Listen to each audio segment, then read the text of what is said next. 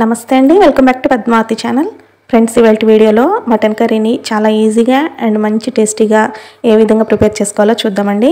Friends, మనము జనరల్గా mutton curry వండటానికి చాలా ఎక్కువ టైం తీసుకుంటుంది అని అనుకుంటాం కదా. అయితే నేను ఇక్కడ చూపించిన ఈ ప్రాసెస్లో చేసుకోండి. జస్ట్ ఒక 15 to 20 మినిట్స్లోనే మనం ఈ కర్రీని ప్రిపేర్ చేసేసుకోవచ్చు.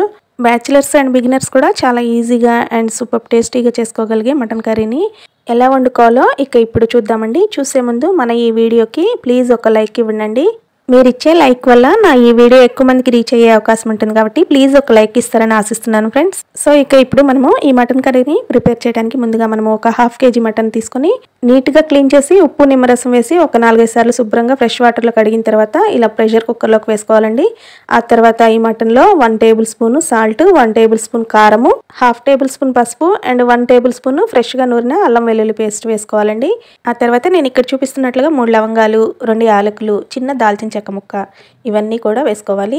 నెక్స్ట్ ఇప్పుడు ఈ మటన్ మునిగేంత లెవెల్లో వాటర్ పోసుకోవాలండి. నేను సుమారుగా ఇక్కడ ఒక 1.5 గ్లాస్ వాటర్ పోసి ఉంటాను.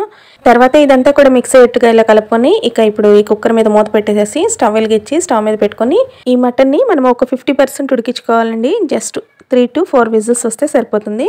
చూస్తున్నారు కదా, నేను ఇక్కడ ఈ మటన్ని ఇలా 50% కుక్ చేసుకున్నాను. రిమైనింగ్ 50% మనం ఎలాగో కర్రీ ప్రిపేర్ చేసుకునేటప్పుడు అది ఉడుకుతుంది కాబట్టి అప్పుడు సరిపోతుంది అనమాట. ఇలా ఉడికించిన ఈ మటన్తో మంచి స్పైసీగా అండ్ టేస్టీగా ఈ మటన్ కర్రీని ఎలా వండుకోవాలో చూద్దామండి. ఇప్పుడు మళ్ళీ స్టవ్ వెలిగించుకొని స్టవ్ మీద బాండి కానీ లేదా అడుగు మందంగా ఉన్న ఒక గిన్నెను కానీ పెట్టుకొని అందులోకి 3 స్పూన్స్ ఆయిల్ వేసుకోవాలండి. ఆయిల్ హీట్ అయిన తర్వాత ఇలా ఒక బిర్యానీ ఆకు అండ్ చిటికెడు షాజీరా వేసుకొని కొద్దిగా అవి వేగిన తర్వాత ఇప్పుడు మనం ముందుగానే కట్ చేసి ఉంచుకున్న పెద్దలపై ముక్కలు వేసుకోవాలండి.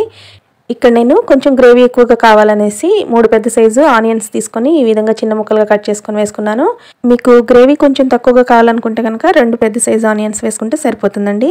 ఫ్రెండ్స్, మీరు ఇక్కడ చూస్తున్నారు కదా, ఈ ఆనియన్స్ అన్నీ కూడా ఇలా మంచి గోల్డెన్ బ్రౌన్ కలర్ వచ్చే వరకు ఫ్రై చేసుకున్న తర్వాత ఇప్పుడు ఇందులోకి 1 టేబుల్ స్పూన్ అల్లం వెల్లుల్లి paste, 1 tablespoon salt, 1 teaspoon పసుపు వేసుకొని మొత్తం అన్ని మిక్స్ అయ్యే విధంగా కలుపుకోవాలండి.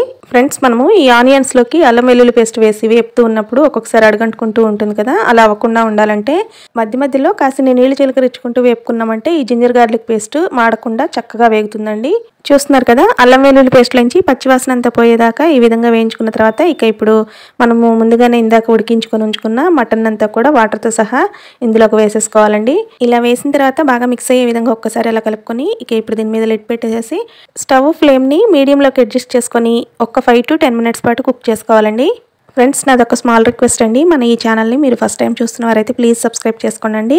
అండ్ అలాగే మన ఈ ఛానల్లో చాలా మంచి మంచి recipes and useful tips and instant mehndi liquid videos చాలా ఉన్నాయండి. మీకు ఇంట్రెస్ట్ ఉంటే కనుక ఒకసారి మన ఛానల్లోకి వెళ్ళి ఆ వీడియోస్ అన్ని చూసి మీకు నచ్చితే కనుక నా ఛానల్ సబ్స్క్రైబ్ చేసుకుంటారని ఆశిస్తున్నాను. ఫ్రెండ్స్, ఇక్కడ చూస్తున్నారు కదండి, 10 మినిట్స్ తర్వాత మూత తీసి చూస్తే మటన్ అంతా కూడా బాగా ఉడికి ఈ మటన్లోని వాటర్ అంతా ఎగిరిపోయి ఇలా కూర దగ్గరకు పడి ఉంటుంది. ఇప్పుడు ఈ స్టేజ్లోనే మనము ఒక రెమ్మ కరివేపాకును తుంచి వేసుకోవాలండి. అలాగే 1 టేబుల్ స్పూన్ కారము, 1 tablespoon garam masala powder, 1/2 tablespoon ధనియా పౌడరు అండ్ ఒక 1/4 టీ స్పూన్ అంతా జీలకర్ర పౌడర్ వేసుకోవాలండి. జీలకర్ర పౌడర్ మీకు ఇష్టం ఉంటే వేసుకోండి, లేకపోతే స్కిప్ చేయొచ్చు. అండ్ అలాగే ఒక 3-4 పచ్చిమిరపకాయలను చీలికలుగా కట్ చేసుకొని వేసుకోవాలి.